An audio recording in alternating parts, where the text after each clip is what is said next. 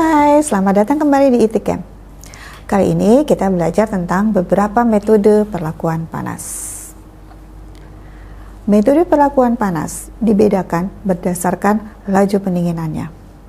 Yang pertama adalah proses annealing. Proses annealing adalah perlakuan panas dengan pendinginan yang sangat lambat. Umumnya pendinginannya dilakukan di dalam dapur pemanasan. Proses yang kedua adalah proses normalisasi, adalah perlakuan panas dengan pendinginan yang lebih cepat dari proses annealing. Umumnya menggunakan media pendingin berupa udara bebas.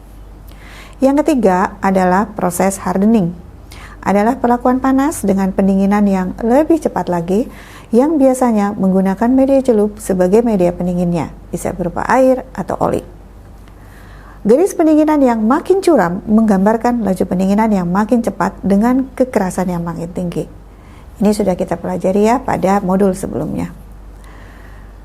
Perlakuan panas berikutnya itu adalah proses tempering. Proses hardening akan menghasilkan sifat mekanis yang keras, kuat, tetapi getas. Oleh karena itu, untuk mengurangi kegetasannya, dilakukan proses pemanasan yang disebut dengan tempering. Caranya, baja yang sudah mengalami proses hardening kemudian dipanaskan kembali pada temperatur yang rendah, sekitar 300-400 derajat Celcius, kemudian didinginkan di udara terbuka. Berikutnya adalah proses perlakuan panas stress relieving.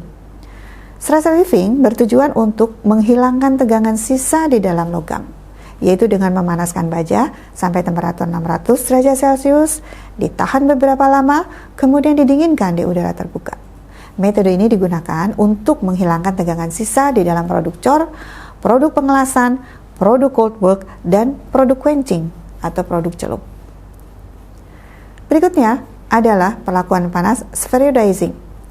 Tujuan dari perlakuan panas spheroidizing adalah untuk menghasilkan karbida yang bulat-bulat sehingga diperoleh sifat yang kuat dan ulet atau yang disebut dengan tangguh.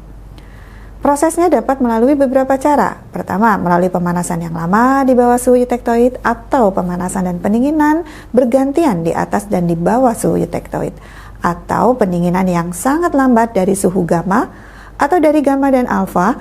Pada gambar terlihat hasil dari metode ini adalah struktur karbida yang berbentuk bulat dari yang semula adalah flakes atau serpihan-serpihan.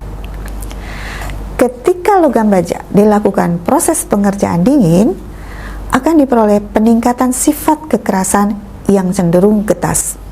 Efek ini disebut dengan efek strain hardening. Apa penyebabnya?